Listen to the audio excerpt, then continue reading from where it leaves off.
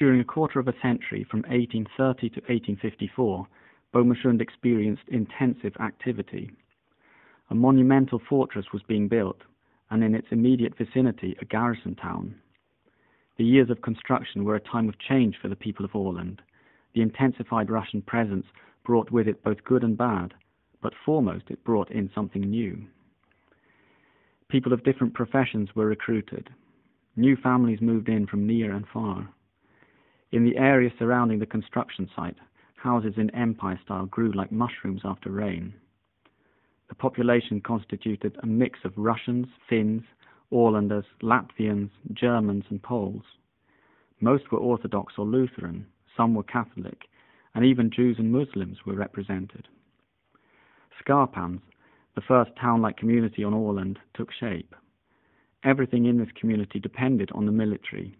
Everything was dictated by the fortification works. It was a limited existence, but the steady flow of Russian rubles fed local enterprise and work. Farmer Johan Erik Lindström sows and harvests at his estate, as he always has, before the time of the fortress. He also goes on with his yearly fishing trips. But the construction works bring new opportunities and new duties. Johan has to lodge soldiers in his home, sometimes for months on end. After the harvest is done, he makes bricks. Johan sells between 1,000 and 1,500 bricks every year to the construction site. He also sells wood and occasionally animals to be butchered.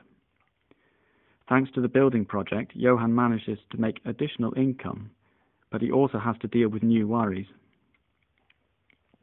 Every now and then, animals are stolen from his barn. At one point, a sum of cash disappears from the attic. To protect his family and property, Johan purchases a pistol. Every now and then, he is called in to search for runaway convicts or soldiers. Johan has to adapt to a life according to the new circumstances.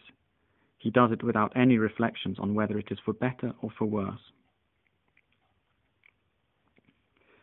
The impressive main fortification stands finished in 1842.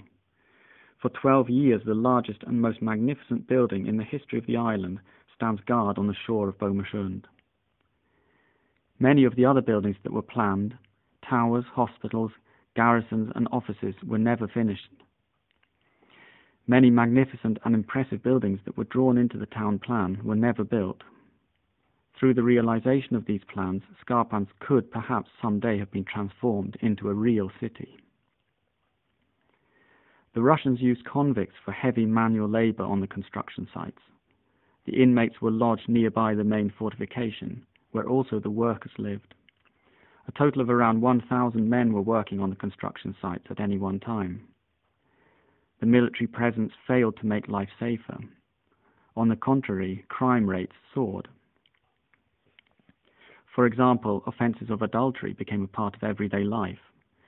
All extramarital affairs were illegal in those days. During the short history of Skarpans, there were approximately 50 babies born out of wedlock. What had once occasioned shame and social stigma hardly even caused eyebrows to be raised. Also, worse crimes like rape, murder and robbery became more ordinary. Not only outsiders, but also locals committed murders, got caught and were sentenced. The sentence for murder was hanging or decapitation. Russian soldiers could be sentenced to a lifetime of convict labor in Siberia. Life in Skarpans also brought Russian culture to Åland, not least through the many marriages between Åland girls and Russian soldiers. Russian loanwords still appear in the Åland dialect.